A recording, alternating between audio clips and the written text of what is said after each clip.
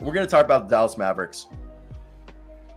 What is going on here? Some people were getting mad because people were like, Jason Kidd played for the last 2 games of the season. He had JaVale McGee and Christian Wood closing out games and games that matter before they taint. Okay, Luka Doncic said he's happy here, but something needs to change. Kyrie Irving, they have to re-sign him, I assume, or if it's a loss. I mean, first I think they will re-sign him. They'll give him the most money. But what the hell do? You got to get rid of Tim Hardaway Jr., Christian Wood, JaVale McGee. You got to get rid of everyone not named Luka, Kyrie, and probably Maxi Kleber and Reggie Bullock, because that's your only other valuable defender. And then fill this whole roster up with defense. I don't know. What do you do here, Jackson? What do you do here? How do you surround Luka and Kyrie? Because my thought is these are 2 ball-dominant guys. So you need more guys like Reggie Bullock and Maxi Kleber, who will not need the ball in their hands. Reggie Bullock and Maxi Kleber are cool moving the ball and catching shoot threes. We need the whole roster filled with 2-way guys catching shoot threes and defense that don't need a dribble.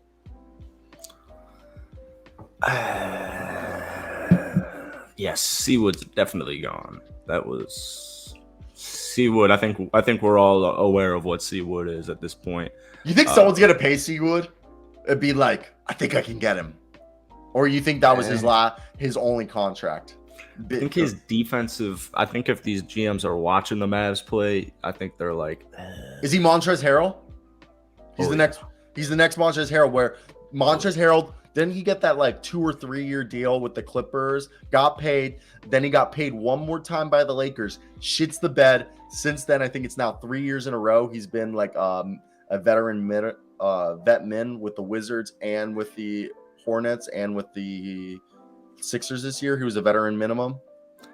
Yeah, I don't think Seawood's gonna be in the NBA for a deep career if he continues the defense he's doing. I think that's just so he's Montrezl Harrell.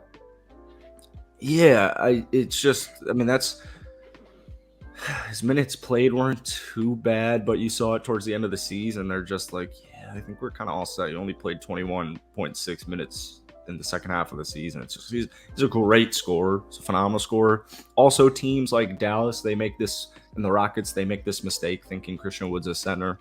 Never has, never will be. Nothing wrong with that. But like,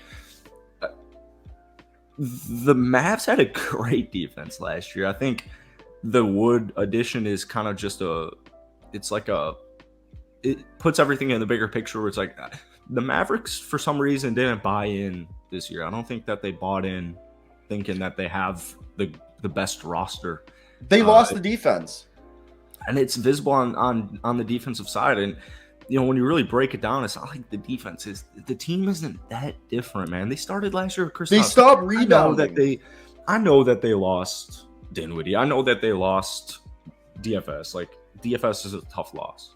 He's reliable. He can knock down threes. He's a great defender. He's switchable. He can do it all. But it's not like they're going to be, a top 5 defense like they were last year to, what were they this year? One of the bottom 10, right? Yeah. They bottom 10 this year. It's not like DFS is the only reason that happened. So, yeah, you gotta overturn this roster. Like, getting guys like JaVale, I remember talking about this offseason. I don't know what JaVale gives me. I need an Ayton. I need to retain Luka Doncic. So you just brought up. So allegedly, if the Mavericks keep their first round pick, they have already decided to make 3 players their priority, and those 3 players are, drumroll please, DeAndre Ayton, John Collins, and I believe the other one is Miles Turner. Is the last one. I will give you confirmation in 1 second with the whole DeAndre. John Collins is perfect, but I need DeAndre Ayton, Miles Turner, and John Collins. And next year, if they bring back Kyrie, they'll have Luka and Kyrie both making probably $40 million each. Tim Hardaway is making 17.8. Davis Bertans is making 17. And I think if you look at this, you put Davis and Tim Hardaway, that's about 34.8. You throw in JaVale, that brings you about 40 million. And you You put that if it's the number 10 overall pick. So Tim Hardaway Jr., Davis Bertans, JaVale McGee, and the 10th overall pick. If you do get it, do you think either the Pacers, the Suns, or the Hawks will all accept that offer for either Miles Turner, DeAndre Ayton, or John Collins? Tim Hardaway Jr., Davis Bertans, JaVale McGee, and the 10th overall pick. Is that a good enough offer for any of those three players? Let me hear your thoughts. Not really, but if you have a guy like John Collins that we've seen before. So you don't think that's acceptable for any of them? The only way I see that being acceptable is if one of those guys is like, yeah, get me out. You don't think that's enough? Who do you think's the least, who has the lowest trade value out of those three guys? I don't think JaVale offers anybody anything, unfortunately. He's a backup center, and that's what he excelled with. JaVale McGee had one of the best backup center roles of all time. Well, you're trading for the 10th overall pick. The rest are salary fillers. Yeah, the defense, it doesn't seem... The 10th pick in this year's draft doesn't seem like a huge get for those specific squads. Even maybe the Pacers... But because they're rebuilding, yeah, they're more like in a weird retool. And they have a good draft pick this year, so maybe they are interested in that to pair with Tyrese Halliburton and their young Bucks, because they're not quite ready to win yet. They're going to be. Do you think that package though? That's the best package they have right there. Because that's why I'm thinking like a team like Indiana might be a little bit open to that, where it's like, okay, we could get Tim Hardaway Jr., another vet, another savvy vet. And we have a top 10 pick, and now we could have 2 top 10 picks. And it's like, all right, with Halliburton's age and Benedict Mathurin having a good rookie season, that's maybe a little bit more on our timeline than Miles Turner. But it's not like Miles Turner's that old. With the trading Miles Turner thing, it's just like, oh, we've been having these conversations for 3 years now, and he's still on the team. So how realistic is it? I just find it very hard to upgrade the Dallas Mavericks without trading Davis Bertans and even Tim Hardaway's contract specifically. And especially if you're retaining Kyrie, Yeah, you took the words. Especially if you're retaining Kyrie, you got to get rid of $17 million for Davis Bertans. And I love me Tim Hardaway Jr., but you have Jaden Hardy, in my opinion, who can do the same thing that Tim Hardaway Jr. Or if you don't believe in Jaden Hardy, there's another guy in free agency who's going to cost half of what Tim Hardaway does, who can do the same thing that Tim Hardaway does. And I think he's expendable. I think JaVale McGee, he's not making too much money, but if you could move on from him, you would, because you can get a younger center in free agency.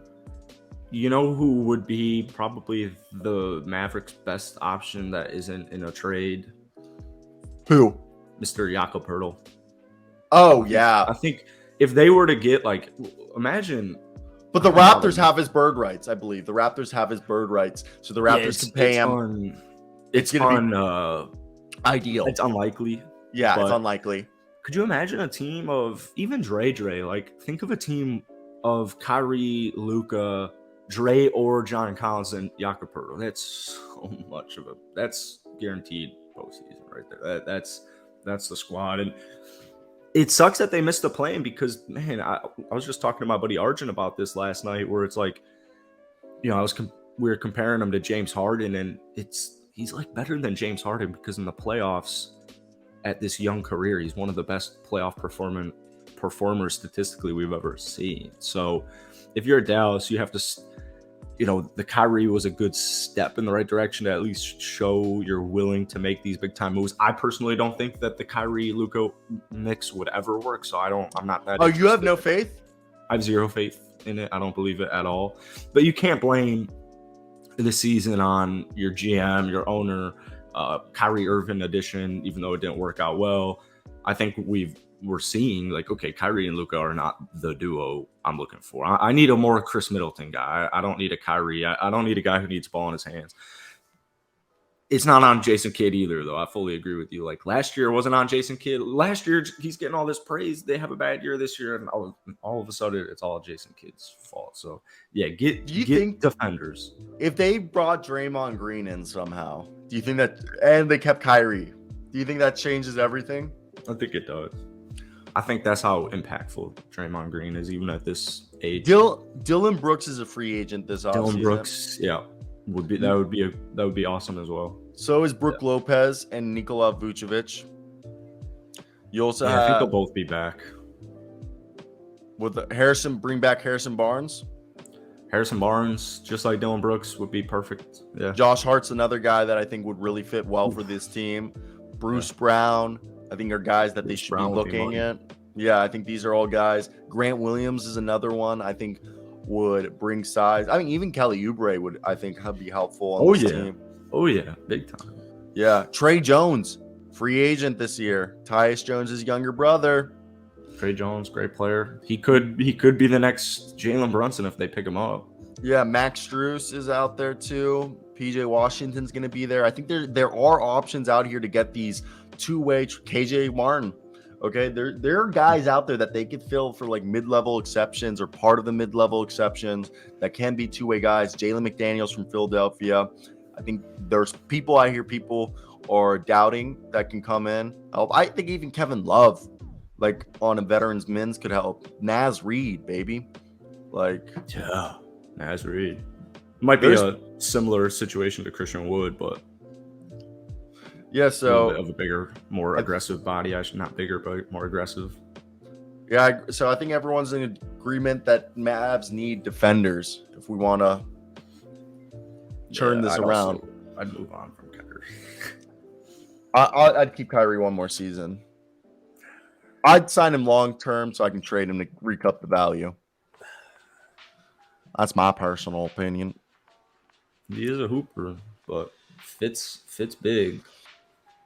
Alrighty, let's talk about one of, if not my